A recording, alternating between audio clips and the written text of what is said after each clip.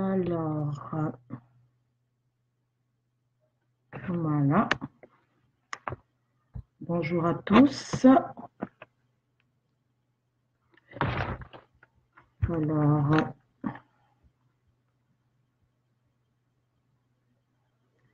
j'attends que quelques personnes soient connectées pour démarrer cette première de OJAD live concernant les questions juridiques. Bonjour à vous qui êtes connectés. Je vais également le faire de mon profil Facebook. Je vais également le faire de mon profil Facebook pour que aussi d'autres personnes qui ne savaient pas que c'était via OJAD puissent aussi suivre pour cette première. Alors, j'espère que vous allez tous bien. Je vous remercie pour cette première. J'attends encore peut-être 2-3 minutes que les gens se connectent parce qu'il y avait 6 personnes qui devaient être là avec nous, normalement.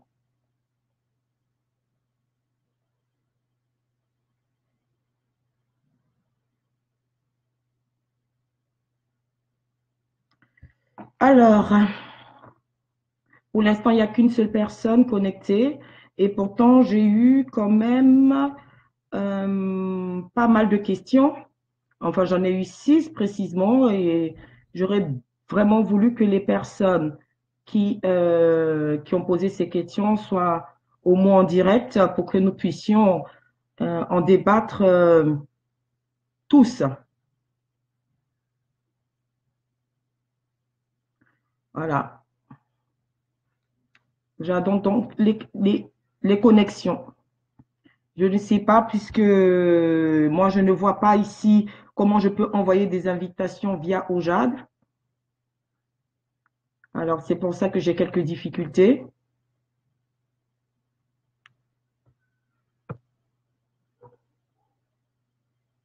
Voilà.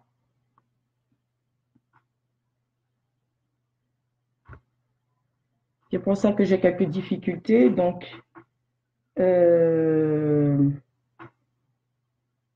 voilà. C'est pour ça que j'ai quelques difficultés. Donc, j'attends encore que quelques personnes se connectent pour pouvoir commencer.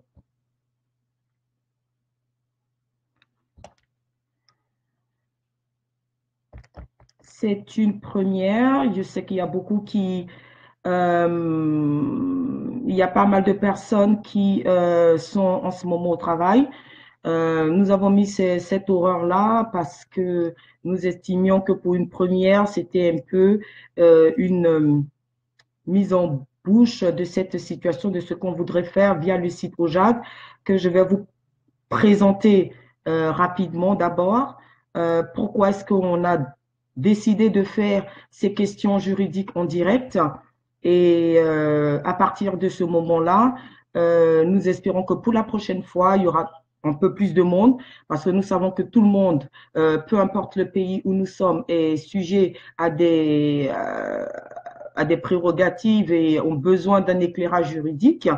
Au-delà de ma lutte personnelle sur certains sujets, je suis avant tout une juriste, je suis avant tout un prof de droit.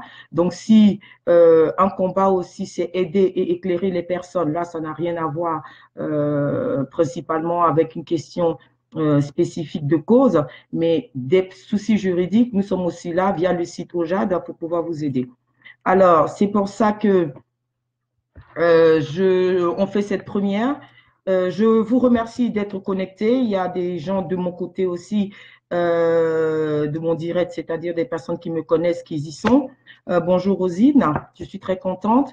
Les personnes sur OJAD, je ne les vois pas. Pourtant, bonjour Candace, je suis très contente de te lire. J'espère qu'il y aura d'autres personnes qui vont se connecter. On a pris le risque de le faire. Bonjour Lorraine. Bonjour Lorraine. On a pris le risque de le faire à cette heure-là. C'est vrai que c'est une première. On a hésité un peu. Nous nous sommes dit, est-ce que, bon, on le fait à 20 heures, etc. Bon, le plus important, c'est de connaître la structure. Le plus important, c'est de voir un peu comment ça va fonctionner. D'accord? Là, je vais pas parler politique. Là, je vais pas parler. Là, je vais parler droit. Voilà. Voilà le but de ce direct. C'est de parler droit et de vous éclairer sur certains sujets. Voilà, juridique. Déjà, je présente l'organisation. OJAD, c'est une organisation OJAD, c'est l'abréviation de Organisation juridique des Africains et Afro-descendants. C'est une organisation donc qui a pour but principal de défendre juridiquement et de façon active et de façon solidaire, dans un élan d'unité et d'entraide, des Africains, des Afro-Africains en général, même si elle a aussi l'option de s'élargir à d'autres personnes qui sont soumises à une certaine forme de discrimination. Donc, elle a un but un peu plus large. Le but, tout simplement, c'est lequel? C'est de coordonner, d'organiser la défense des Africains et des Afro-descendants, en fait, sur des spécificités juridiques. Voilà un peu le but. Bon, je ne vais pas vous refaire l'histoire de l'ampleur des drames que nous subissons, des situations que vivent la diaspora dans différents pays. Bon, principalement ici, nous sommes en France. Donc, il peut aussi avoir des problèmes sur d'autres pays au niveau de l'Union européenne. Donc, tout ça, nous allons essayer d'en parler de façon générale. Alors, le but, c'est quoi? Ce sont des moyens de lutter contre tout ce qui est atteinte aux droits auxquels peuvent être victimes toutes les personnes issues d'une certaine minorité ou victimes de discrimination, afin qu'on puisse mettre à leur service des conseils, une aide, un accompagnement dans toutes les démarches administratives qu'elles souhaiteraient faire. D'accord? Donc, c'est une organisation qui est encore en droit, on dit en pourparlers, mais c'est une organisation qui est encore en construction. Voilà, elle est en construction, cette organisation. Donc, par conséquent, il y a encore beaucoup de choses qui vont être créées. Par exemple, le volet formation, elle a pour objectif de former des personnes sur certains sujets précis. Bien sûr, tout ce qui sont des dossiers juridiques, effectivement, elle décide de mettre en place pour la défense des intérêts des afro-descendants, des Africains, où ça s'avère nécessaire, va mettre en place une équipe d'avocats, de juristes, de personnes qualifiées dans ce domaine-là, des experts en fait, en fonction des domaines d'expertise, pour pouvoir apporter leur professionnalisme, tout ce qui est rigueur sur des problématiques qui peuvent être individuelles, qui peuvent être collectives, que ce soit économique, politique et autres, en fonction du sujet qui est proposé. Alors, c'est une solution dans tout ce combat que nous menons. Hein. D'autres vont le faire de façon active, c'est-à-dire politique, vont marcher dans les rues, d'autres vont le faire d'une autre façon, c'est-à-dire par des directs Facebook, etc., etc. Mais le but, c'est d'une unité, c'est de coordonner toutes ces activités dans le but principalement de la défense des afros et des afro-descendants. Nous en avons besoin. Nous en avons besoin. Nous ne pouvons pas échapper au droit. Tout ce que nous faisons est régi par le droit et par des règles de droit. Je vais donc entamer directement ce principe du live. Hein. C'est une première. Je le dis honnêtement, c'est une première. D'habitude, on fait des directs politiques et j'en ai fait. On fait des directs pour des causes humanitaires, j'en ai fait. Alors aujourd'hui, je m'inscris dans ce qui est ma profession. Et ma profession, c'est bien celle-là. Juriste, professeur de droit, et qui, bien sûr, n'a pas la prétention de tout savoir, bien sûr, parce que chacune a sa spécialisation. Mais je pense que ceux qui sont connectés là aujourd'hui, sûrement, vont se retrouver un peu dans les questions qui ont été posées. On avait fait l'annonce il y a déjà 2 semaines, 3 semaines. On avait demandé des questions. Je pense que les gens ne sont pas encore comment dire, ils étaient un peu étonnés de ce qui se passait, mais maintenant, je crois fermement qu'après cette première, les choses vont se faire de façon plus simple. Je vais vous dire d'abord ce que c'est que le droit. Hein, on va commencer un peu. Ça, c'est mon côté professeur. Le droit, ce sont toutes les règles qui auront pour but d'organiser, de faire fonctionner la vie en société. C'est-à-dire, le droit va définir le statut des personnes et réglementer les relations entre les personnes. Voilà ce que c'est que le droit. Alors, quand on parle de règles de droit, il faut comprendre que nous avons des règles tout autour de nous. Ça, c'est normal, OK? Mais toutes les règles ne sont pas du droit. Ça, c'est le premier volet. Toutes les règles ne sont pas du droit. Alors, une règle, par exemple, qui n'est pas du droit, par exemple, il y a des règles de la vie sociale classique, les règles de grammaire, les règles de politesse. Comme par exemple, quand je vous ai vu, je vous ai dit bonjour. C'est ce qu'on éduque, c'est comme ça qu'on éduque nos enfants. Si vous voyez votre enfant qui ne dit pas bonjour à quelqu'un, ça, ce sont des règles de la vie en société. Mais ce ne sont pas des règles forcément de droit. D'accord? Les règles de jeu, si vous jouez au poker, il y a des règles. Voilà, parce que tout simplement, dans tout ce que nous faisons, nous avons besoin de règles. Et bien sûr, il y a ce qu'on appelle les règles de droit. Par exemple, les règles comme payer des impôts, comment rouler sur la voie publique, le permis de bâtir, etc., qui sont des règles de droit. Donc, si je définis de façon précise ce que c'est que des règles de droit, c'est-à-dire elle a deux caractères. En premier lieu, la règle de droit, elle est obligatoire. Et en deuxième lieu, elle a été prise par une autorité publique.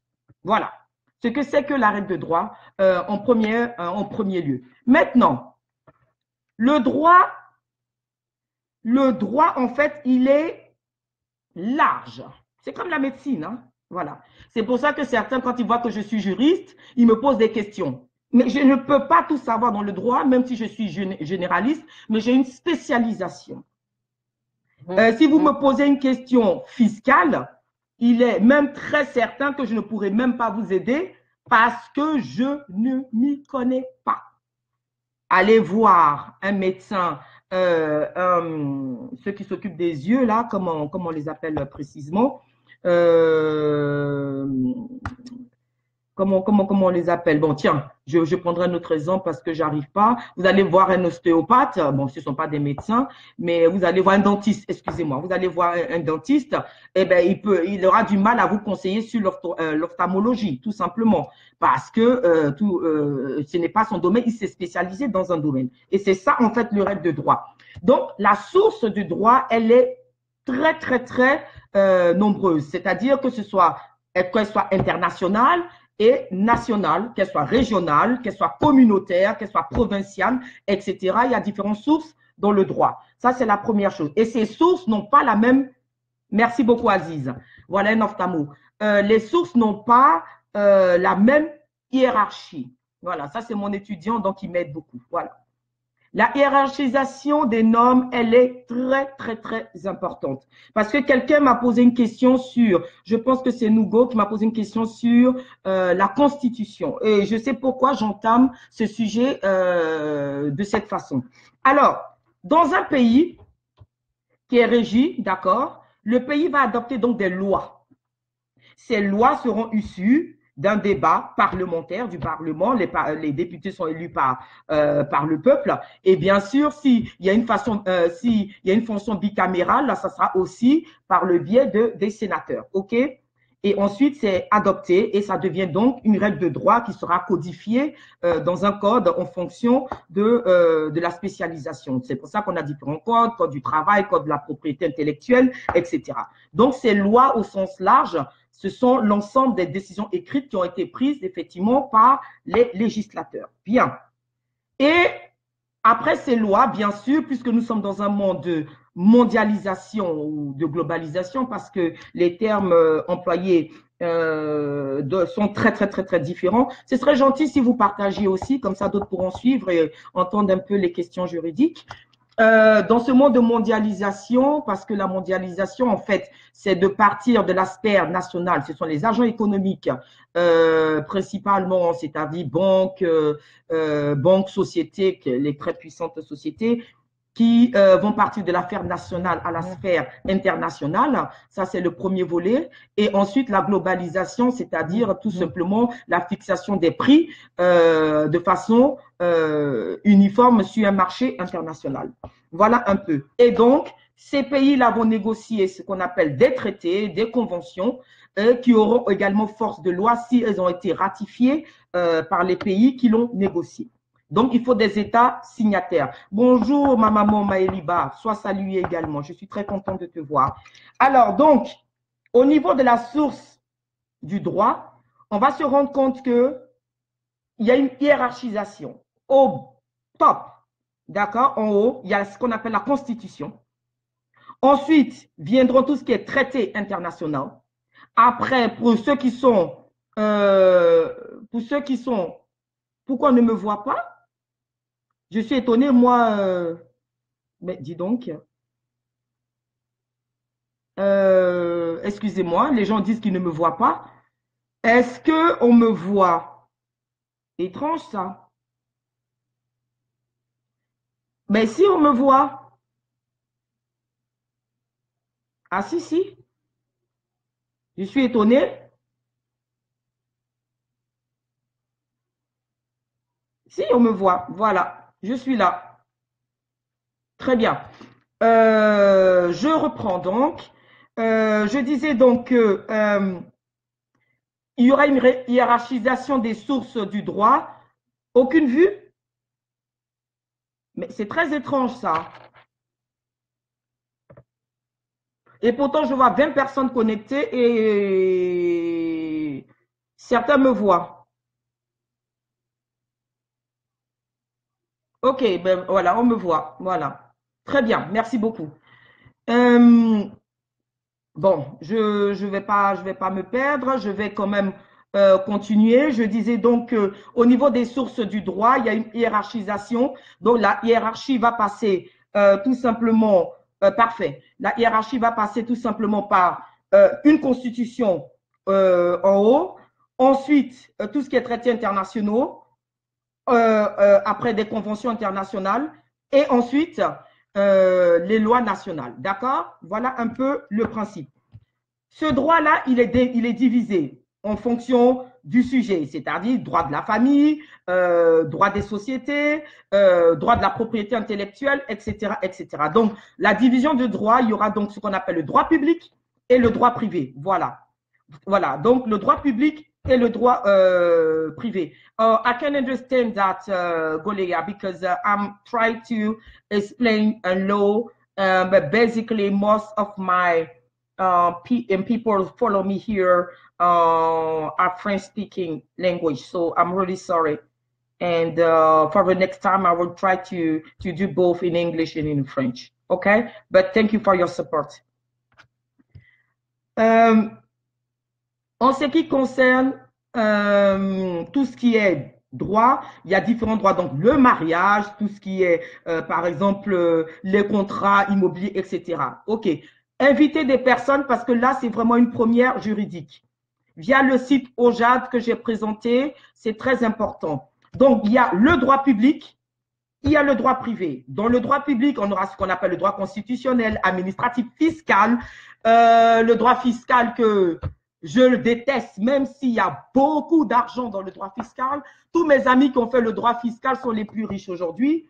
Et tout ce qui est droit international public. Et bien sûr, le droit privé, le droit civil, droit de la famille, le droit commercial, droit des commerçants, tout ce qui est droit des sociétés, droit social, donc le droit du travail et le droit de la sécurité sociale. Et bien sûr, le droit international privé.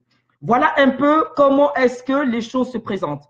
Moi, je me présente, je suis Marie-Paul Babli. Beaucoup me connaissent déjà parce que je suis militante, etc. Donc là, je vous le dis, je suis juriste international spécialisé dans le droit des affaires, mais ma spécialisation principale est les contrats internationaux, ainsi que la propriété intellectuelle, ainsi que le droit des sociétés. Voilà, mais ma compétence spécifique. Et bien sûr, un peu ayant travaillé dans différents domaines, que ce soit dans les ONG, que ce soit aussi dans les entreprises nationales et internationales, il est vrai qu'effectivement, j'ai une culture assez éparse du droit parce que je m'y intéresse, sauf certains domaines que je n'arrive pas parce que j'aime pas les chiffres, comme le droit fiscal. J'aime pas les chiffres sauf mon compte en banque. Voilà. Ça, c'est tout ce que je peux dire. Mais comme il n'y a pas grand-chose dessus, c'est un peu rapide à régler. Donc, de surcroît, voilà ma spécialisation. C'est pour ça que j'ai demandé aux gens de, s'il vous plaît, de m'envoyer des questions parce que je n'ai pas la prétention. Si vous posez des questions sur le droit des sociétés et des contrats internationaux, il est certain que je vais vous répondre du tac au tac. Mais il y a certaines questions qui demandent effectivement des recherches. Même les avocats ont besoin de recherches, de savoir effectivement les articles précis pour pouvoir vous éclairer sur et vous apporter des solutions précises sur vos requêtes. Voilà un peu comment je peux me présenter. Donc, je remercie beaucoup Ojad qui me donne cette opportunité de le faire. C'est vraiment une tribune exceptionnelle que j'ai. Et vraiment, je me suis inscrite quand j'ai lu et qu'ils ont envoyé au cabinet Phoenix Law l'idéologie qu'ils avaient et le combat qu'ils souhaitaient mener. Je me suis inscrite très vite dans cette logique, de par le fait que déjà, bien sûr, que je sois juriste et que j'ai une culture juridique, mais je remercie effectivement toute initiative de ce côté-là, c'est-à-dire qu'entre nous, il y aura de l'entraide, il y aura de la solidarité sur des dossiers. Voilà. Et il faut que vous sachiez aussi que, au-delà des combats, il y a parmi nous des personnes qui peuvent aussi nous aider. Là, c'est le côté juridique, mais ça peut être une expertise autre. Parce que nous avons tous des compétences, nous avons tous des qualités. Et si nous nous unissons ensemble pour travailler ensemble dans ce but, je pense que très vite, la valeur que nous prenons sera très vite rehaussée. Nous n'aurons pas besoin de faire autant de tapage parce que les gens vont se rendre compte que nous avons des compétences, que nous avons effectivement des solutions à nous apporter d'abord entre nous et bien sûr pour une ouverture. Donc, je remercie Ojad. Je vais donc commencer. J'ai une première question qui vient de Nugo. Je ne sais pas s'il est connecté actuellement. J'aimerais bien lui parler. Je ne sais pas s'il est connecté. Je vais essayer de le joindre pour qu'il explique s'il veut bien sûr. S'il veut bien de le joindre et afin qu'il puisse participer. Mais je ne crois pas, je ne le vois pas. Donc, je ne sais pas s'il est là. Je ne sais pas s'il est là. Bien. Sa question, elle était celle-là. Bonjour Marie-Paul. Le Conseil constitutionnel en France est, semble-t-il, le gardien de la Constitution, de l'acte fondateur de l'État et du vivre ensemble. Ma question est la suivante. Est-ce que le Conseil constitutionnel peut, dans certaines conditions, relativiser ou réinterpréter la lettre ou l'esprit de la Constitution, voire procéder à une révision de l'acte fondateur de l'État ou du vivre ensemble, comme cela a été fait pour l'État de la Côte d'Ivoire, dont on a pu vivre en 2015 à la lumière des conclusions du Conseil constitutionnel de Mamadou Koné. Très bien. C'est une question que j'ai bien aimée parce que ça, c'est du droit constitutionnel. Alors, avant de répondre à ta question, Nugo, il faut que, ça c'est vraiment mon côté très prof, je combine les deux actions. Hein. Donc, c'est vrai que je ne vais pas répondre du tac au tac. J'aime bien envoyer mon sujet pour que tout le monde puisse comprendre. Une constitution, c'est un ensemble de textes juridiques qui va définir les différentes institutions qui vont composer l'État. Voilà. Et qui va organiser leurs relations. Donc, je répète bien, c'est un des textes juridiques qui définit les différentes institutions qui composent l'État et qui organisent leurs relations. D'accord? Donc, elle est écrite, la Constitution, elle est écrite dans certains pays, sauf par exemple le Royaume-Uni, qui n'a pas de Constitution écrite parce que c'est basé sur la coutume. D'accord? Donc, quoi qu'il se passe, et dans n'importe quel pays, une Constitution est la fondation du pays, ainsi que son hymne national et bien sûr son emblème. Voilà ce que c'est que la constitution d'un pays. Donc, au niveau hiérarchique, ce que je vous ai expliqué, d'accord, ce que je vous ai expliqué auparavant, ok, la constitution est au sommet de toutes les normes juridiques. Voilà le principe qui se passe. D'accord? Donc, c'est ce qu'on appelle l'état de droit. L'état de droit, c'est un mot d'origine allemande qui a été inventé par le juriste autrichien Hans Kelsen, d'accord, qui dit qu'un État a plusieurs normes juridiques, mais ça sera sur une forme de hiérarchisation et la puissance d'une autre va se retrouver effectivement limitée. Donc, chaque source tire sa validité du fait qu'il y en a une qui est au-dessus d'elle. Donc, il y a ce qu'on peut dire, il y a des sources de droit comme la Constitution qui sont très difficiles à toucher. Voilà, ça c'est le principe. Il y a donc des pays comme les États-Unis qui ont des constitutions à texte unique, par exemple, et qui existent depuis 1787.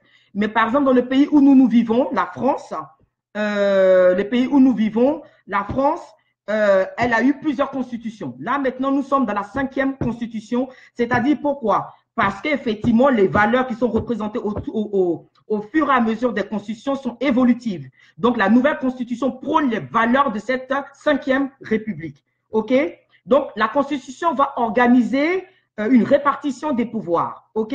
Le pouvoir exécutif, gouvernement, le pouvoir législatif, le Parlement, et le pouvoir judiciaire, la magistrature, qui sont censés être des pouvoirs séparés. Voilà. Voilà un peu comment ça se passe. Alors, toutes les constitutions vont prévoir les modalités de leur modification. On parle donc de procédure de révision.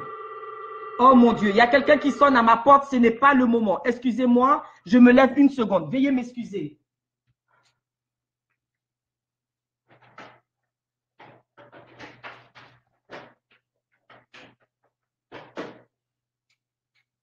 Veuillez m'excuser. Hein. Je pense que c'est la poste ou quelque chose comme ça. Je vais répondre à ta question, Cynthia Cern, qui demande combien d'avocats votre organisation est constituée. Voilà. Très bien. Bonjour Lola, comment vas-tu? OK.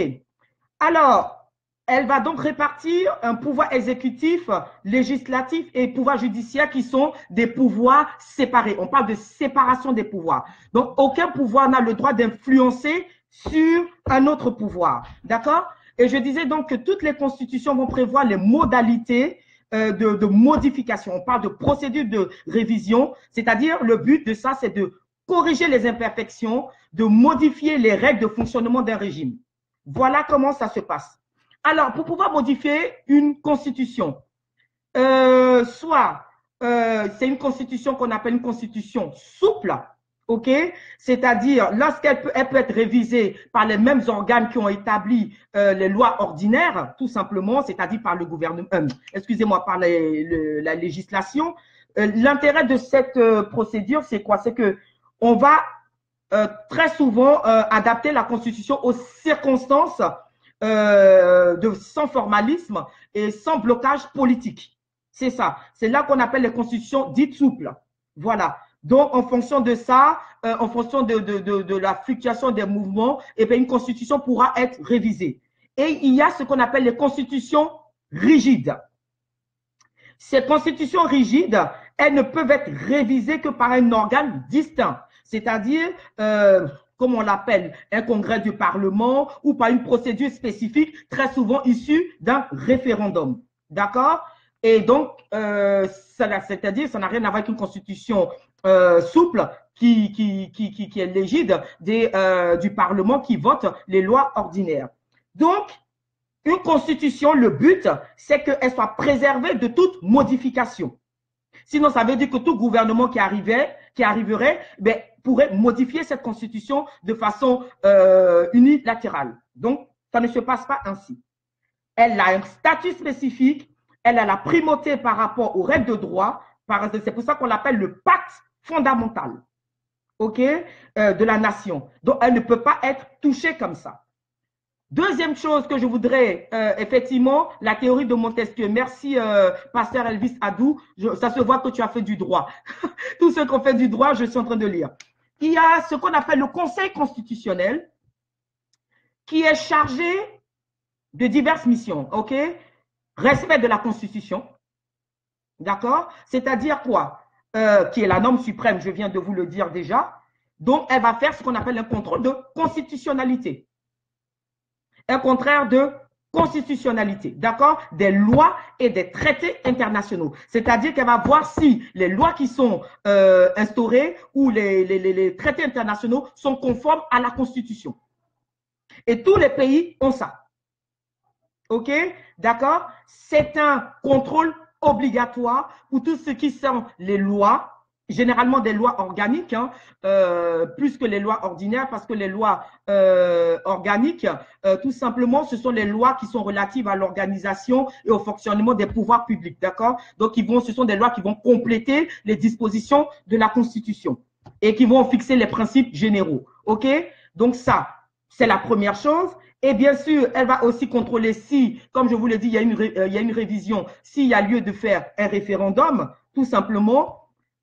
Il se trouve que certains pays ont fait évoluer leur conseil constitutionnel, comme par exemple en France, parce que depuis la loi de juillet 2008, il se trouve qu'il y a ce qu'on appelle la question prioritaire de constitutionnalité, qui veut dire que à chaque fois qu'il y a un renvoi au niveau du Conseil d'État ou de la Cour de cassation, parce qu'il faut savoir que quand on fait un procès, il y a en première instance, ensuite, il y a un cours d'appel et il y a la Cour de cassation. La Cour de cassation est là, non pas pour rejuger les faits, mais pour rejuger le fait que si la loi a été vraiment bien appliquée.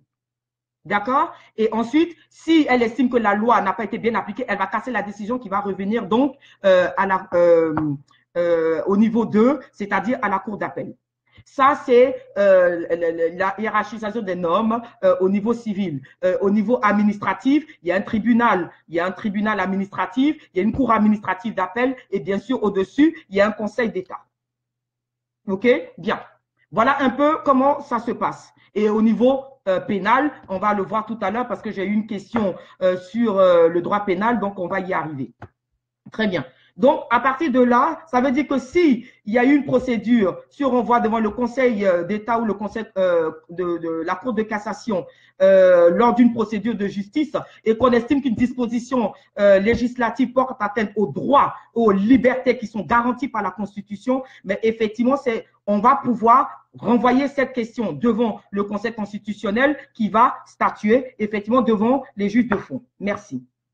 Donc, le Conseil constitutionnel est également juge de la régularité des consultations nationales, donc l'élection présidentielle, le référendum, les élections législatives et sénatoriales, parce qu'apparemment cette question concerne la Côte d'Ivoire et nous savons que depuis très peu, il y a des sénateurs maintenant en Côte d'Ivoire.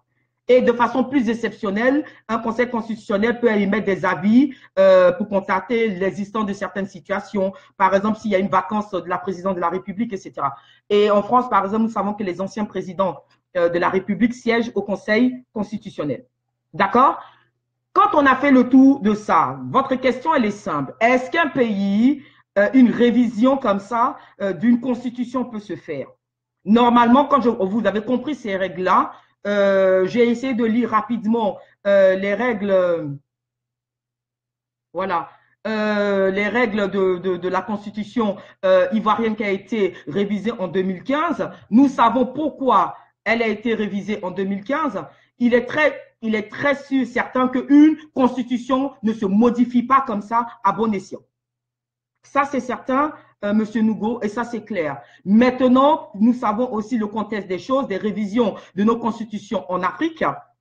Et nous savons pourquoi les constitutions sont souvent révisées pour l'intérêt très souvent du gouvernement qui souhaite réviser pour se réélire, etc., lorsqu'ils ont passé certains âges. Et comme tout est politisé et non pas juridique, eh ben, c'est très difficile parce qu'au niveau juridique, bien sûr, nous avons les règles, mais au niveau politique, nous savons que même si on vous a dit que la Constitution est là pour la séparation des pouvoirs fermes et définitifs, nous savons très bien que le politique influence beaucoup sur le judiciaire et sur, malheureusement, les conseils constitutionnels. Et nous avons ce que nous avons dans nos pays respectifs en Afrique.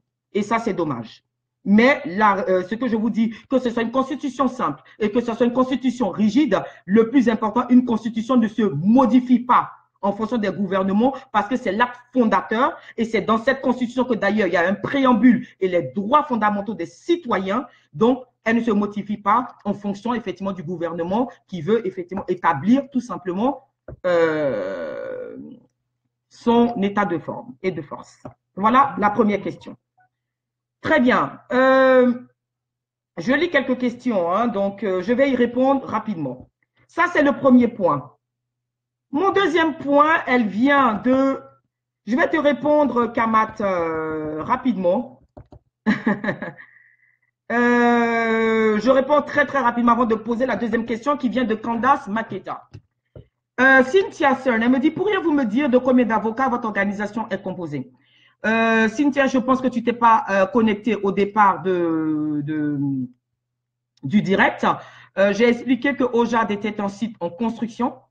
Moi, j'y ai adhéré par conviction et nous sommes en train de travailler pour ramener le plus d'expertise juridique possible. Voilà. Dans cet exercice-là, c'est vraiment quelque chose d'innovateur et je remercie beaucoup. Et moi, personnellement, je me suis lancée parce que je crois à ces structures.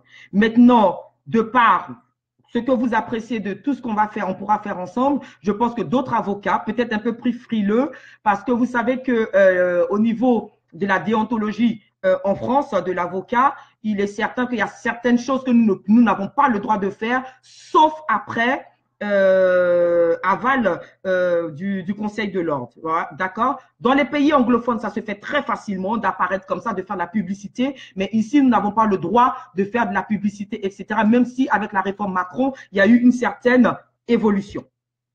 Donc, pour l'instant, je pense que le site vous en parlera. Nous commençons à faire une petite structure, mais quand tout sera prêt, nous ferons un direct pour expliquer, et même je pense celle qui est la responsable de OJAD vous expliquera plus l'évolution des choses, et vous pouvez vraiment venir discuter avec nous en fonction de votre situation. Je vous remercie.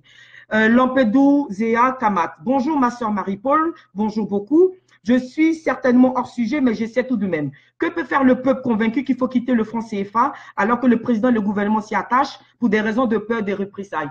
Ce combat du franc CFA, mon cher Kamat, c'est un combat de longue haleine, d'accord? Ce combat va se faire, bien sûr, au niveau, vous savez, quand quelque chose est instauré depuis très, très, très longtemps, ça fait 70 ans que nous sommes dans ce système, vous avez compris que de par les gains qui sont profitables à l'autre partie, effectivement, il aura du mal à résilier ou à se résoudre à quitter un système qui lui est favorable. Donc, c'est un combat de longue haleine qui demandera effectivement une expertise, que ce soit ceux qui font des marches, que ceux qui dénoncent comme des économistes, parce qu'on a besoin des économistes, et bien sûr des juristes également qui vont apporter leur savoir pour pouvoir traiter de cette situation et peut-être remettre en cause des contrats coloniaux qui ont été signés lorsque effectivement on a cédé à l'indépendance et qu'on a dû continuer dans ce système monétaire. Donc c'est tout un système monétaire qui est mis en place depuis de longues durées, donc ça demandera une révision et une nouvelle coopération de tout cela. Soit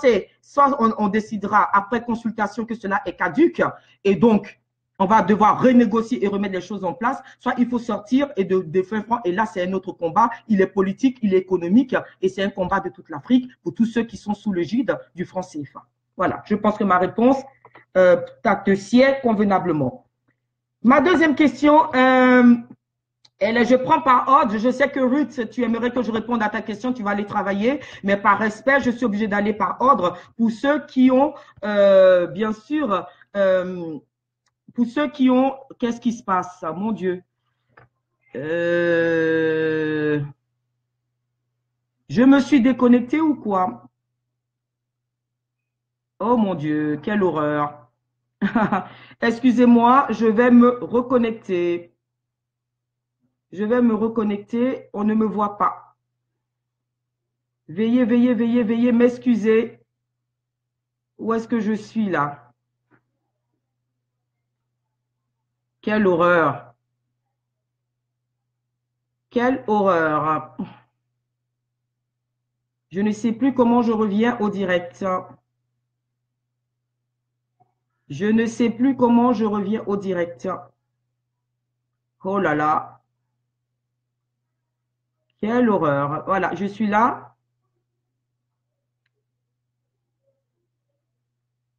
Je vais revenir donc au direct. Veuillez vraiment m'excuser. Veuillez vraiment m'excuser. Je reviens au direct et je me reconnecte. Quelle horreur. Mais je ne me vois plus en direct. Bien. Je ne me vois plus en direct. Ah, ok. Je crois que je suis... Ah, merci. Je suis revenu. Vraiment, veillez, veillez, veillez, veillez, veillez m'excuser pour cette interruption. Une mauvaise manipulation et voilà un peu ce que ça donne. Voilà. Bon, très bien. Merci beaucoup. Alors, je reprends donc la deuxième question. Voilà. Merci beaucoup de revenir progressivement. La deuxième question, elle demande, puis-je refuser une comparution immédiate et quelles seraient les conséquences de mon refus? Ça, c'est la question de Candace qui dit, puis-je refuser une comparution immédiate et quelles seraient les conséquences de mon refus? Alors, comparution immédiate, c'est du pénal, hein? D'accord. Alors, la comparution immédiate, qu'est-ce que c'est? C'était le procès que vous allez avoir tout de suite après votre garde à vue. OK? C'est vraiment, je suis désolée, je me suis déconnectée. Oh, OK. C'est la comparution que vous allez avoir tout de suite après la garde à vue. Alors, excusez-moi, je reprends des personnes à réinviter. Comme ça, tout le monde pourra suivre parce que les gens ont l'air intéressés. Très bien. Je reprends donc. Puis-je refuser une comparution immédiate et quelles seraient les conséquences de mon refus? La comparution immédiate, c'est le procès que vous allez avoir tout de suite après votre garde à vue. Vous allez comprendre que quand on est en garde à vue, OK, vous allez être envoyé, amené au dépôt. D'accord? Suite à la garde à vue. Donc, vous êtes dans une cellule et cette cellule, c'est la cellule du tribunal. OK? Et pendant que vous attendez votre audience. Voilà. Ça veut dire que avant d'être jugé, vous avez déjà passé plusieurs jours de suite enfermé. Ça dépend de la garde à vue, 48 heures, 72 heures, en fonction, bien sûr, de l'enquête qui a été faite à votre encontre. D'accord? Donc, vous êtes déjà particulièrement vulnérable. Alors, le seul contact amical que vous avez eu, c'est votre avocat. Voilà, c'est votre avocat ou le médecin si vous avez demandé à voir un médecin. D'accord? Vous n'avez pas pu parler à vos proches. Vous portez les mêmes vêtements depuis un moment, sauf bien sûr certaines personnes qui sont privilégiées, donc dont je tairai le nom et qui peuvent rentrer après une garde à vue, qui peuvent rentrer chez eux pour prendre une douche et dormir. Ce n'est pas le cas de tout le monde. Voilà. La plupart du temps, quand vous faites une garde à vue, il faut juste comprendre que vous allez rester pendant 48 heures ou plus dans cette situation et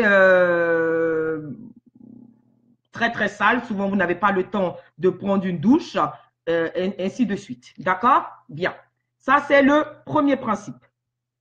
Alors, vous êtes là, vous n'êtes pas présentable, vous avez porté les mêmes habits, vous n'êtes pas dans votre plus grande forme physique et morale. D'accord? Et on vous fait donc passer en comparution immédiate pour deux raisons possibles. Pourquoi est-ce qu'on passe en comparution immédiate? Soit vous avez commis un délit qui va être puni d'une peine d'emprisonnement de 6 mois minimum, d'accord, soit en cas de délit flagrant ou de 2 ans dans le cas d'une enquête préliminaire. Ça, c'est le premier cas, c'est-à-dire c'est l'immense majorité des comparutions immédiates, ok? Mais ne pensez pas que parce qu'il y a comparution immédiate, que la peine est moindre. Ça peut aller jusqu'à 10 ans en correctionnel, hein, d'accord? Soit le dossier est relativement simple, qu'est-ce qui se passe? Il y a suffisamment de preuves pour vous faire passer directement devant le juge. Ce ne sont pas des dossiers très complexes. Tout simplement, on a vu que vous étiez déjà condamnable, donc on vous fait passer en comparution immédiate. Très souvent, ce sont les délits routiers, les vols simples, les détentions de stupéfiants, agressions physiques, qu'on appelle communément les délits de la vie quotidienne. Bon, c'est un peu, le terme est un peu péjoratif, mais c'est ce qui arrive, ok? Donc, je répète, c'est pas parce que vous passez en comparaison immédiate que la peine ne sera pas grande. Hein, vous pouvez prendre au moins 10 ans, ok? C'est pour ça qu'il faut réfléchir avant d'accepter de passer en comparution immédiate ou pas, d'accord? Alors, une fois que vous devez passer devant le tribunal, vous êtes conduit au commissariat du tribunal de police sous escorte, vous arrivez sur dépôt. Vous allez voir qui? Le procureur, qui est le magistrat, le représentant de l'intérêt général de la société, qui va vous entendre et vous signifier de façon officielle que vous allez être jugé aujourd'hui dans le cadre d'une comparution immédiate. OK? Il va vous remettre votre convocation et il va vous dire que vous avez un droit d'être assisté par un avocat. OK? Il y a une autre personne, en France, on appelle ça l'APCARC. C'est une personne qui va faire une enquête de personnalité sur vous, qui va vous poser des questions sur votre vie professionnelle, personnelle, sur votre santé, qui va vérifier ces informations-là, qui va appeler votre employeur, votre conjoint, votre médecin et qui va faire donc le rapport au tribunal. Ça, c'est la deuxième chose. Donc, c'est une sorte d'enquête sociale qui va se faire. Bien sûr, votre avocat qui est là pour vous défendre. Et c'est là où je dis aux personnes, parce que le gros problème au pénal, c'est que les personnes et les clients sont des personnes qui mentent. C'est là qu'il faut dire toute la vérité à l'avocat pour qu'il soit en même de vous défendre dans les meilleures conditions possibles. Voilà. Parce que souvent, on se retrouve devant les tribunaux et on est surpris de voir qu'il y a des faits qui nous ont échappé parce que le client ne nous l'avait pas dit. Voilà. Voilà un peu le principe. Donc, sachez que l'avocat n'est pas obligatoire. Vous pouvez vous défendre tout seul, mais dans l'état mental et dans la pression que vous avez, il est beaucoup mieux de venir avec un avocat ou si vous n'avez pas les moyens, vous connaissez donc la situation de l'avocat commis d'office. OK. Vous êtes sous escorte, vous arrivez au tribunal, il y a les magistrats de siège qui vont vous juger et qui vont décider donc de la peine. OK? On va vous poser des questions, vous venez, on a trop regardé les films américains. En France ou dans certains pays, on ne dit pas votre honneur, on dit monsieur le président ou madame la présidente. Je tenais à le signaler. Ne prenez pas la parole si on ne vous l'a pas donné, tout simplement. Vous restez calme et poli. Et en fait, le procureur qui représente l'intérêt juridique public, le magistrat du parquet, qui ne prononce aucune peine, mais qui sera là pour très souvent demander des réquisitions pour que vous soyez gardé, vous partez en prison, va donc faire son travail. S'il y a une partie civile, elle est là pour demander des dommages et intérêts. Donc ça, c'est le volet civil qui va se mettre en compte pour réparer son préjudice. Vos proches peuvent être là s'ils ont le temps, mais c'est la comparution immédiate et affreuse parce qu'on peut vous programmer à 14 heures et vous allez passer à 23 heures ou à minuit. C'est très, très, très éprouvant. C'est pour ça qu'il faut rester concentré malgré la situation. Quand vous allez arriver, on va vous poser une question. Oui, oui, pasteur Elvis Adou. Voilà. Il faut qu'on vous demande si vous voulez renvoyer. Pourquoi tu parles de juge debout? Ah, d'accord, ok. Il va vous informer que vous avez le droit de demander le renvoi de votre dossier. Ok? Vous pouvez décider de ne pas être jugé le jour même. Donc, vous demandez le renvoi parce que pour vous, il est mieux de se préparer et d'organiser votre défense. D'accord? Le renvoi peut être aussi décidé pour des raisons purement juridiques. Soit on demande une expertise psychiatrique, par exemple, et on va vous demander, on va décider de vous convoquer de façon ultérieurement. Ça dépend 2 semaines à 4 semaines, à 4 mois maximum. Donc, ça dépend des pays, d'accord? Alors, pourquoi ne pas demander systématiquement un renvoi? C'est à la liberté, vous êtes libre de le demander, mais sachez tout simplement que très souvent, quand vous demandez le renvoi, vous partez en prison. Voilà, vous repartez en prison. C'est une question cruciale, le renvoi ou pas. Donc, vous repartez en prison le temps qu'effectivement, il y a une meilleure préparation du dossier, donc c'est un risque. Et la plupart des personnes souhaitent la comparution immédiate parce qu'ils sont tellement éprouvés que tout simplement, ils préfèrent en finir le plus rapidement possible. Parce que même pour quelques semaines, aller en prison, ça peut être très difficile et c'est très long. Ensuite, si vous décidez d'être en comparution immédiate, bon, là, vous allez être jugé. Vous allez être jugé, il y aura des plaidoiries, des réquisitions, etc., etc. Et ensuite, le prononcé de la peine, d'accord? Le prononcé de la peine, soit on plaide la relaxe, votre avocat va plaider la relaxe, il va plaider l'ambiguïté parce que vous savez que le doute profite toujours à l'accusé, ou demander l'indulgence de la cour en fonction de votre situation. Donc, il y a le prononcé de la peine, soit vous êtes relaxé, vous rentrez à la maison, soit vous êtes condamné à la prison ferme avec mandat de dépôt, c'est-à-dire là, vous passez directement en prison. C'est ça qu'on appelle le mandat de dépôt. Ça, c'est ce qu'on craint le plus quand on passe en comparution immédiate. Soit vous êtes condamné à la prison ferme, mais à des peines inférieures à 2 ans, c'est-à-dire que s'il n'y a pas de mandat de dépôt qui n'a pas été prononcé par le tribunal, vous allez sortir libre, mais vous pouvez être convoqué plus tard par un autre magistrat, soit le juge d'application des peines, etc. Et votre peine est aménageable. Je suis d'accord, il y a des moments où il y aura des vices de procédure. Bon, je donne une réponse de façon succincte par rapport conformément à la question qu'elle m'a posée, Pasteur Elvis. Mais je te remercie pour ton aide.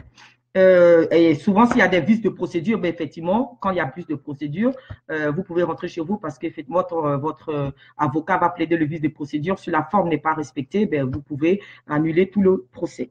Et soit vous êtes vous êtes condamné à la prison avec sursis, vous ne mettez pas pied en prison dans ce cas, tant que vous ne recommencez pas. Et après, en fonction des pays, la récidive peut être échelonnée entre 5 ans et tout. Si vous n'avez rien fait pendant 5 ans, eh ben, vous êtes quitte. Si vous recommencez pendant les 5 ans, par exemple, je parle de la France parce que c'est le droit que j'ai étudié le plus, eh ben, la première peine prononcée, vous repartez en prison et cette peine sera cumulée avec une seconde condamnation. Voilà un peu pour cette question.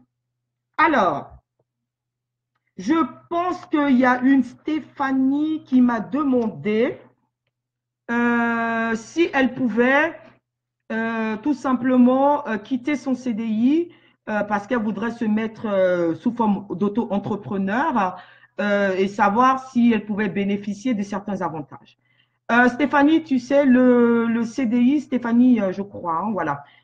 Stéphanie, il faut que tu comprennes que le CDI n'est pas un contrat permanent, d'accord? C'est un contrat qu'effectivement auquel on peut mettre fin sous certaines conditions, d'accord? Soit par le biais de la démission, mais au niveau de la démission, effectivement, tu perdras tes droits au niveau du pôle emploi, soit effectivement par une rupture amiable, négociable avec ton employeur, ou pour diverses raisons, ou par le biais d'un licenciement. Et en fonction du licenciement, le licenciement, il doit être avec cause réelle et sérieuse. Ça, c'est le principe de base, mais basé soit sur une faute, soit sur une non-faute. En ce qui concerne les fautes, il y a des fautes légères, quelques retards au travail qui s'accumulent, mais avant de te licencier, il faudrait bien sûr que tu sois passé par le biais de l'avertissement, le blâme, etc. Il y a la faute grave. La faute grave, là, c'est abandon de poste, quoi d'autre, mésentente avec ton employeur, etc., ne pas respecter la mission qui a été confiée dans le cadre du travail. Et il y a la faute lourde, là, c'est quand tu as l'intention de nuire à ton entreprise, par exemple au niveau concurrentiel, etc., etc. Voilà. Non, Pasteur Elvis, je te remercie énormément de ton aide, il n'y a pas de problème. Voilà un peu au niveau. Donc, si tu réussis parce que tu veux faire une structure et que tu réussis une rupture à l'amiable, par exemple, je donne un exemple, tu vas t'inscrire au Pôle emploi qui va te payer donc tes indemnités parce que tu vas bénéficier de tes indemnités. Une fois que tu as bénéficié de tes indemnités, bon, effectivement, il y a l'ACRE au Pôle emploi, tu vas dans n'importe quoi, tu pourras te renseigner sur ce principe-là, il n'y a aucun problème.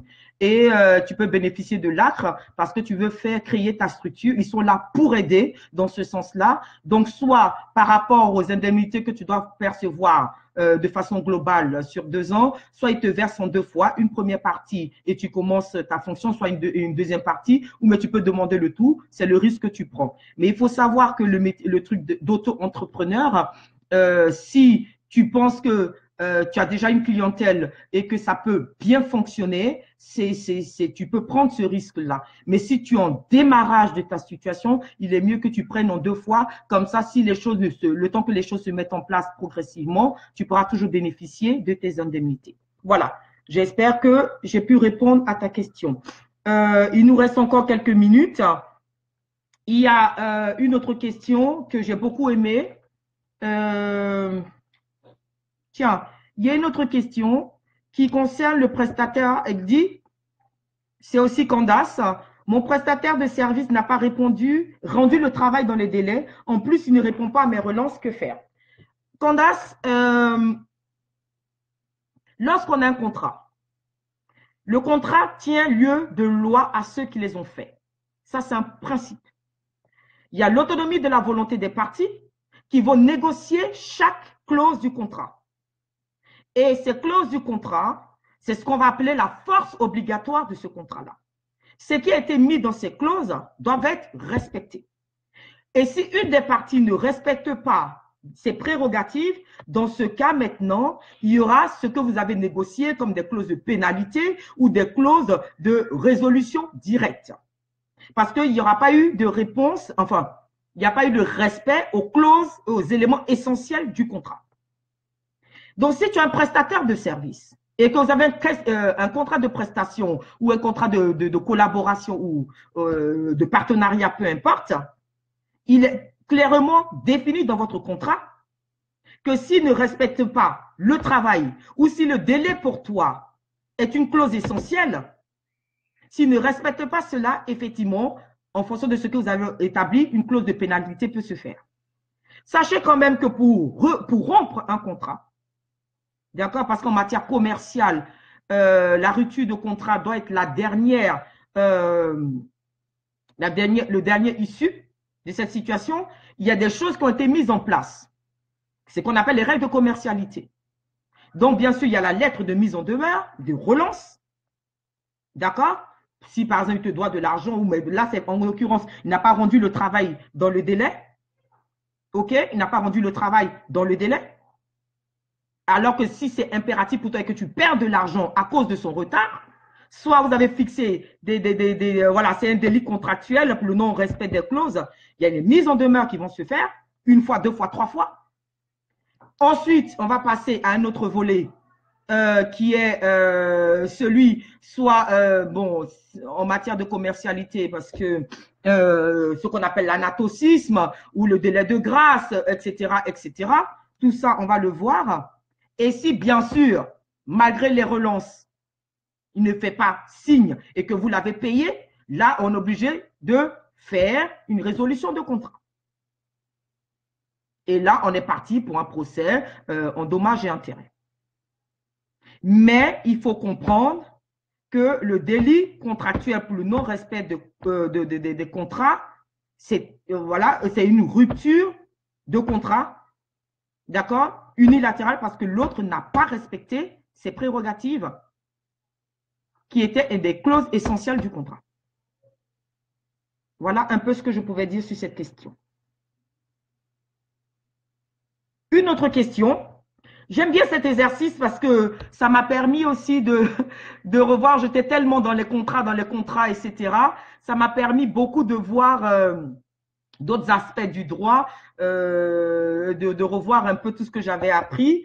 Et c'est très bien, ça, je redeviens une généraliste. Hein, et merci beaucoup à Ojad pour ça.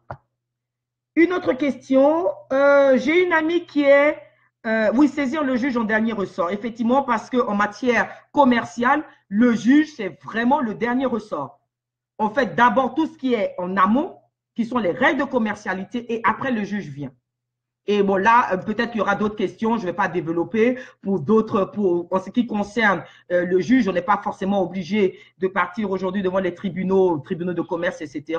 Il y a les moyens alternatifs de résolution de conflits, la médiation, etc. Bon, je ne rentrerai pas dans ce domaine-là parce que le temps est en train de passer.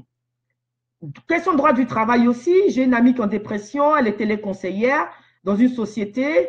Son salaire est composé d'un fixe.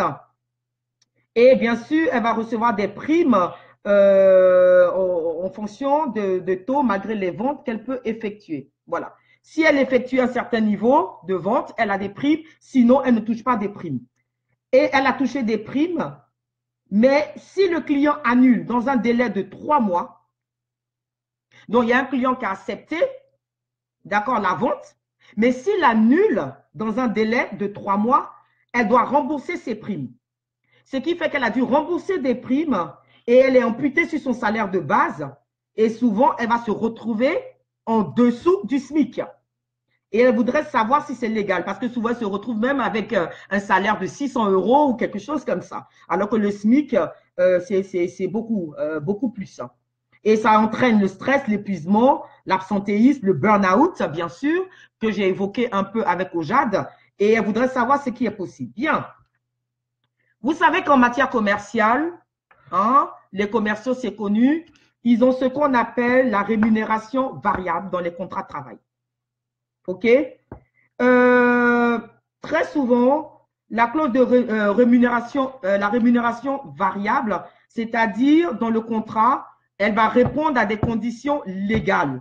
OK? Et être insérée dans le contrat de travail avant la signature. OK? Et ça veut dire quoi? Vous avez un fixe, vous avez effectivement des primes également, en fonction, très souvent basées sur l'obligation de résultat.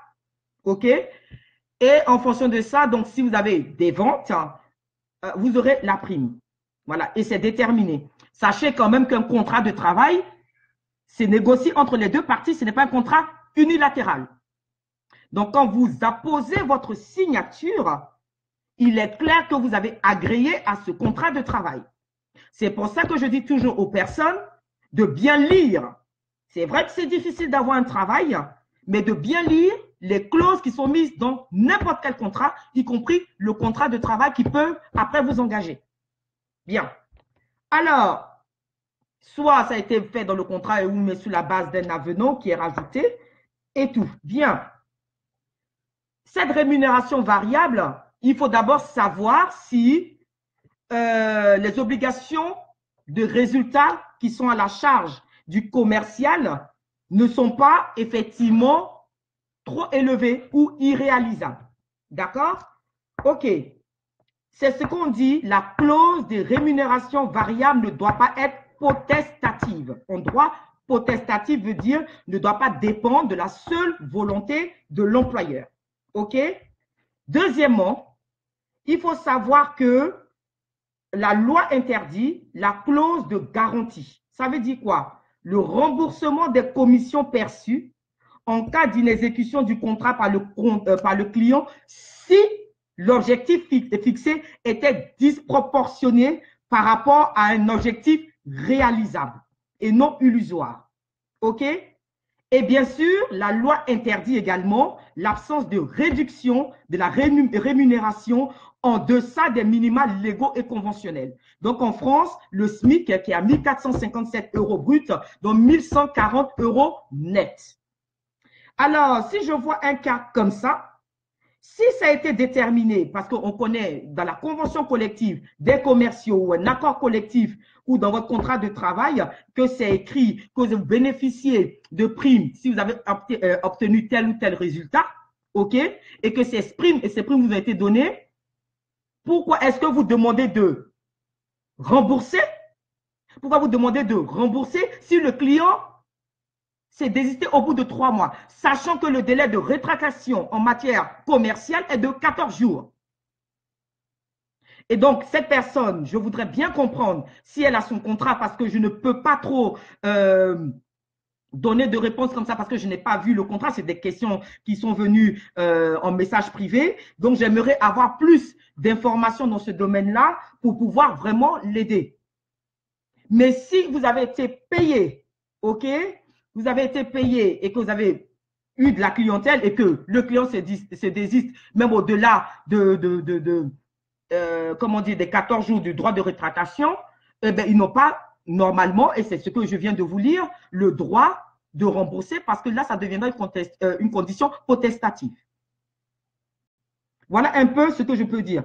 Parce qu'il y aura des cas où, effectivement, bon, là, dans votre cas, on est bien parti pour une affaire du prud'homme, et ça, c'est vraiment clair. Il y a des cas où, effectivement, on peut rembourser. Mais si on a eu une erreur de paye, si on a eu une erreur de paie, là, le remboursement est obligatoire. Ou si on rembourse dans certaines conditions, on peut faire, par exemple, une révision annuelle de ce qui a été fait et vous demander de rembourser. Mais rembourser à chaque fois qu'un client s'est désisté, j'aimerais avoir plus, bien sûr, voir le contrat pour m'avancer, mais déjà, ça me semble à peu près illégal. Voilà. Donc, déjà, je voudrais savoir plus, c'est-à-dire quel est l'objectif de résultat qui avait été stipulé. Est-ce que c'était un objectif mensuel, annuel que vous avez réalisé? Est-ce que le versement, c'était un versement mensuel de la prime, trimestriel, etc. Et en fonction de ça, je crois que je serai plus à même de vous aider. Voilà. Donc, vous avez vu mon visage maintenant. Je pense que je peux vraiment vous aider un peu plus. Mon avant-dernière question. Mon avant-dernière question, elle concerne, et j'ai beaucoup aimé, je ne suis pas une spécialiste de tout ce qui est droit de l'immigration, même si je m'y intéresse à partir du moment où je suis dans une forme de lutte, je m'y intéresse vivement. Il parle du délit de solidarité. C'était Connard Degueda. Je te remercie énormément pour ta question. Il parle du délit de solidarité. Si vous pouvez vraiment inviter d'autres personnes, ce serait, mais j'ai presque fini. J'avais dit que je finirais à 30 et je vais respecter le délai. Le délit de solidarité, il me dit, j'ai une question concernant le délit de solidarité. Il a des chances d'être assoupli avec l'adoption de la loi Asile-Immigration, parce qu'il y aura une loi. Quelle posture faut-il adopter pour ne pas enfreindre totalement les dispositions actuelles? Je prends le cas d'une association dont le but principal est d'aider des personnes en difficulté, d'accord? Et comment assurer aux bénévoles une certaine sécurité juridique quant aux actions qu'ils pourraient conduire. Voilà. Est-ce qu'il y aura des poursuites, en l'occurrence, sur le président de l'association? Bien. Nous savons qu'en France, dans une récente interview télé, le président Macron avait été favorable à ce que le délit de solidarité soit adapté, mais pas supprimé. Je dis bien adapté, mais pas supprimé. D'accord? Il avait dit que ceux qui font un geste qui sauve des vies, un geste d'humanité, ne devaient pas être condamnés. Par contre, ceux qui aidaient de façon consciente ou inconsciente les passeurs, d'accord, ne devaient pas être affranchis du délit de solidarité. OK? Bon alors, qu'est-ce que c'est que ce délit de solidarité d'abord? Ce délit de solidarité, je préfère vous le dire, tout simplement, ce n'est pas un test de loi, ce n'est pas dans le droit. OK? La référence qu'on trouve très souvent, c'est dans le droit d'asile et des séjours des étrangers, le code d'entrée, qui stipule que toute personne qui aura, par aide directe ou indirecte, facilité ou tenter de faciliter l'entrée, la circulation ou le séjour irrégulier d'un étranger, d'accord, on courra une peine de prison, 5 ans d'emprisonnement et 30 000 € d'amende. Voilà le délit de solidarité. Voilà. Voilà. Voilà le délit de solidarité. Donc, si tu aides une personne à rentrer de façon illégale dans le pays et qu'on vous attrape, quand je dis de façon illégale, tu as prêté ton passeport à la personne pour rentrer, etc., etc. Là, non. D'accord? Là, on partira vers des cas d'emprisonnement. Il y avait une modification en 96 sous Toubon, on appelait ça la loi Toubon, Chevènement, effectivement, qui avait essayé de mettre des immunités, par exemple, immunité familiale en cas de lien de parenté ou conjugal quand vous étiez marié avec les sans-papiers. En 2003, il y avait eu aussi le cas d'un danger imminent sur la personne qui devait rentrer même de façon frauduleuse dans le pays, comme exception. Et il y a eu le gouvernement Hollande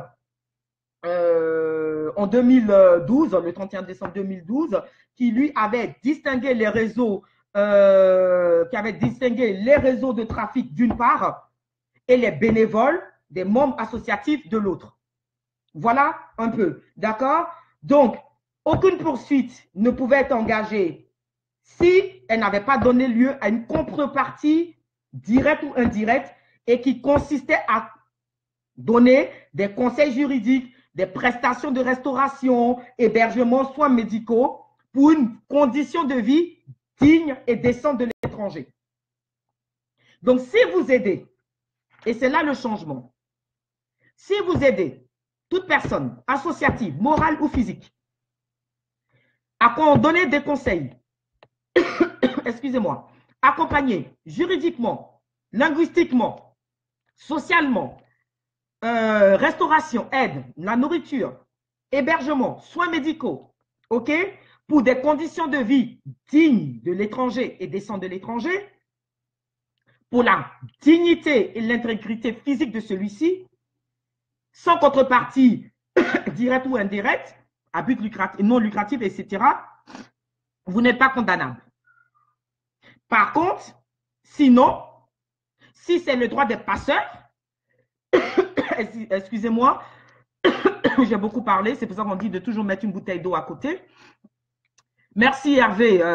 Hervé et l'Amazon Maëlie. Moi, je ne sais pas comment vous faites pour parler 3 heures. Regardez, en 1 h 30, je commence déjà à avoir soif. Bien.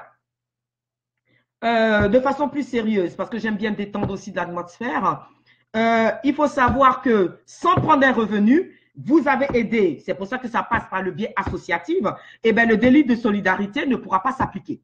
Mais si vous êtes des passeurs, si vous faites rentrer des personnes de façon illégale dedans, ok, enfin dans le pays, excusez-moi, dans le pays, une rémunération voilà, avec une contrepartie financière, etc., non. Donc, ça a été revu, mais pas, d'accord, supprimé. Donc, ça dépend de la situation dans laquelle l'association va se trouver.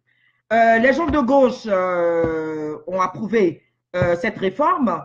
Les gens de droite ont été un peu plus réservés parce qu'ils ont dit qu'il n'y avait pas de fermeté vis-à-vis des mafieux qui faisaient des trafics d'êtres humains. Parce que voilà, des personnes sont prises pour venir ici, on les balance. Donc, il y a eu effectivement tout un débat parlementaire dessus. Mais en fait, il faut comprendre que la majorité est favorable à l'adoption de cette réforme, surtout que c'était conformément à l'adoption de l'article 16 sur l'allongement de la durée de la rétention pour les étrangers en attente d'expulsion à 90 jours. D'accord? Donc, le délai a été prolongé. Voilà, en somme, ce que je pouvais dire sur ce sujet qui est vraiment très intéressant. Alors, ma dernière question ici, et je vous remercie, c'est donc quelqu'un qui demande s'il a obtenu l'asile politique dans un pays Schengen. Thank you, Ruth. I think that I'm going to answer to, reply to your question right now. So thank you if you're there. Elle dit, si quelqu'un a obtenu l'asile politique dans un pays Schengen et qu'il y travaille et depuis 20 ans, d'accord, est-ce qu'il peut s'installer dans un autre pays de l'Union européenne et y travailler également? conformément à l'article, voilà, il a eu le passeport bleu. Bien. Déjà, je tenais à vous dire qu'il ne faut pas confondre l'espace Schengen et l'Union européenne. OK? Libre circulation des personnes dans l'espace Schengen. C'est vrai que la plupart des pays de l'Union européenne y sont, mais ce ne sont pas tous des pays qui y sont. Ça, c'est la première chose. Donc, ça dépend du pays. Et comme on ne va pas préciser le pays, je ne peux pas donc anticiper dessus. Ça, c'est le premier fait. Donc, s'il est dans un pays de l'Union européenne, il faut savoir que la politique européenne de l'asile et de l'immigration repose sur un principe de liberté de la circulation des personnes. OK? Dans les 26 pays membres de l'espace Schengen. Donc, vous voyez, les pays de l'Union européenne sont 28, il y en a 26 qui sont partis de l'espace Schengen. D'accord? OK. Ça c'est déjà bon. Donc, ensuite, il faut savoir que néanmoins, en ce qui concerne les réglementations des pays pour l'accueil des personnes, de demandeurs d'asile, etc., etc., il y a des règles qui sont prises de façon déterminante par le pays. OK? Et ça, ce sont des règles. Il faut comprendre qu'il y a l'Union européenne, OK? Mais les pays sont indépendants. L'Union européenne ne crée pas un État fédéral. Les pays restent indépendants. C'est pour ça que quand tu as un passeport européen et ensuite français. Tu restes français et ensuite européen. Bien. Et donc, chaque pays dispose d'une compétence, d'accord, qu'on appelle les compétences de subsidiarité, qui fait qu'elle pourra prendre des décisions conformément à certains paramètres. Et les lois, d'accord, d'immigration et d'asile sont faites, surtout en matière de travail. Même si les pays vont essayer d'avoir une politique aujourd'hui commune en matière de demande d'asile, etc. On a vu le cas pour les Syriens qui sont arrivés. Bon, certains pays ont refusé. La France et l'Allemagne ont accepté les Syriens sur des conditions spécifiques. OK?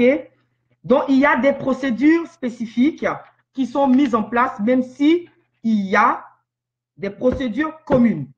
En matière d'asile, l'article 78 du traité fondateur de l'Union européenne, c'est-à-dire du traité de Lisbonne, donc le dernier traité de 2007, dit que l'Union développe une politique commune en matière d'asile, de protection subsidiaire, de protection temporaire, visant à offrir un statut approprié à tout ressortissant d'un pays tiers nécessitant une protection internationale et à assurer le respect du principe de non-refoulement.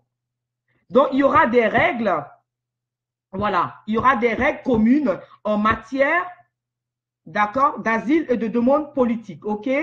C'est-à-dire qu'ils créent un système, on appelle le système européen d'asile.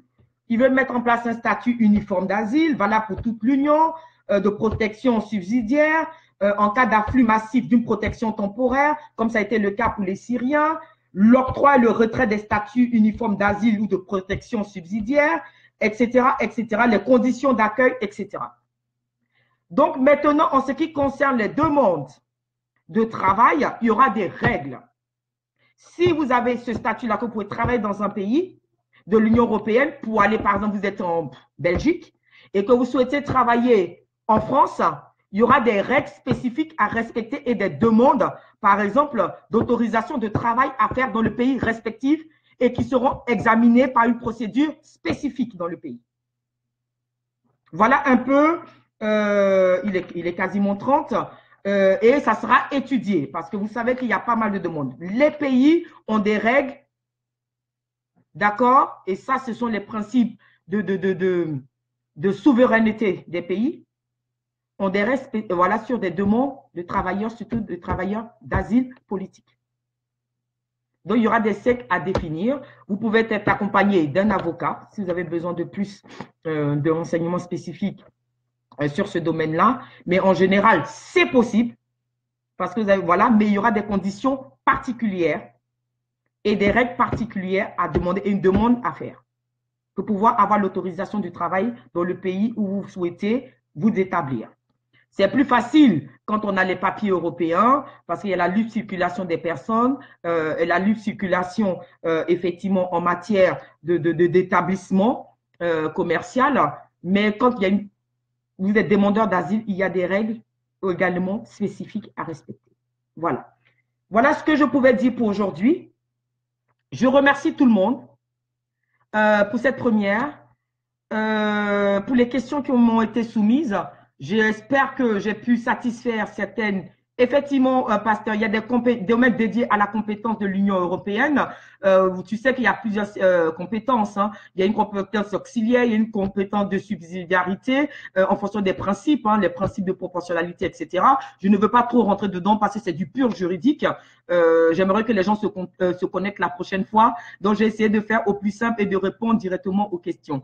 Mais c'est clair que si on me demande un éclairage un peu plus particulier et étoffé sur ce domaine-là, là, je serai obligé d'expliquer aussi toutes les compétences qui sont partagées entre entre l'Union européenne et les États membres de l'Union européenne. Voilà un peu ce que je pouvais faire. Donc, je vous remercie pour aujourd'hui. Je remercie Ojad de cette première.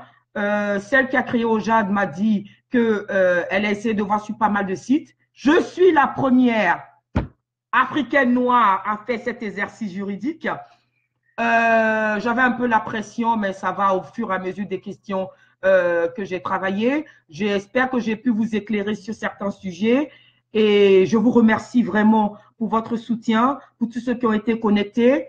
C'est une première, c'est un premier exercice. Peu importe le nombre, si ceux qui ont été là ont été éclairés, vous en parlerez autour de vous. Nous sommes à votre disposition. Nous sommes là pour nous aider. Nous sommes là pour être solidaires. Nous sommes là dans tous les domaines, d'accord? Plus tard, si ça marche bien, je vais commencer à demander maintenant à être payé. Hein? Après tout, je suis juriste, il faut que je sois payé pour l'aide que j'apporte. Mais de façon, ça c'était pour rigoler. Mais je vous remercie pour cette première et j'espère vivement qu'il y en aura une prochaine. Ça sera vos retours qui feront qu'il y aura une prochaine. En tout cas, je suis à votre disposition. Bonne fin de journée et à très bientôt.